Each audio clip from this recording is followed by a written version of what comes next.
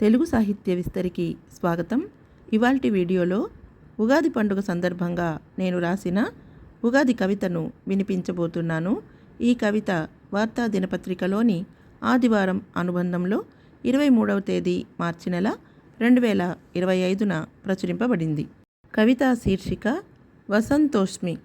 పచ్చని మావిళ్ళు తోరణాల చివురులు తొడిగింది. పచ్చని మావిళ్ళు తోరణాల చివురులు తొడిగింది. వాకిట ముగ్గులు రంగుల పేరంటానికి రమ్మని పిలిచింది. వాకిట ముగ్గులు రంగుల పేరంటానికి రమ్మని పిలిచింది. వేప పూతల సందడులు కోయిలమ్మల స్వరజతులు వేసవి వేడుకకు షడ్రుచుల ఔషధంతో సమాయత్తమయ్యింది. వేప పూతల సందడులు కోయిలమ్మల స్వరజతులు వేసవి వేడుకకు షడ్రుచుల ఔషధంతో సమాయత్తమయ్యింది. ఎన్నెన్నో వణికించే వైరస్లు అన్నిటినీ జయించేది మనోల్లాసమేనంటూ మల్లెలు గుప్పున నవ్వాయి. ఎన్నెన్నో వణికించే వైరస్లు అన్నిటినీ జయించేది మనోల్లాసమేనంటూ మల్లెలు గుప్పున నవ్వాయి.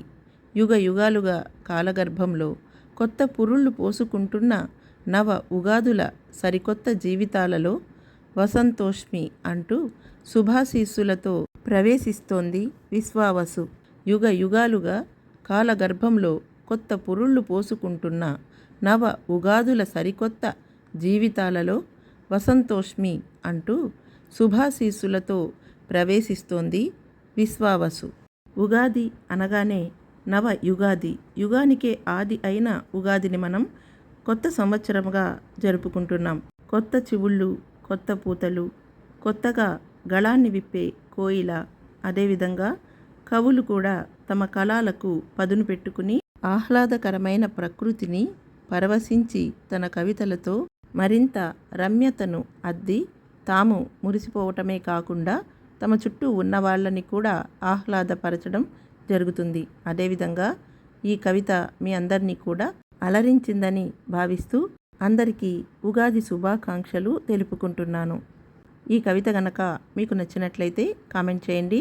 వీడియో లింక్ని మీ స్నేహితులకు బంధువులకు షేర్ చేయండి, లైక్ చేయండి. మరిన్ని వీడియోల కోసం మా తెలుగు సాహిత్య విస్తరి ఛానల్ని సబ్స్క్రైబ్ చేసుకోండి. మరొక ఆసక్తికరమైన వీడియోతో త్వరలోనే మళ్ళీ కలుద్దాం. అంతవరకు సెలవు. నమస్తే.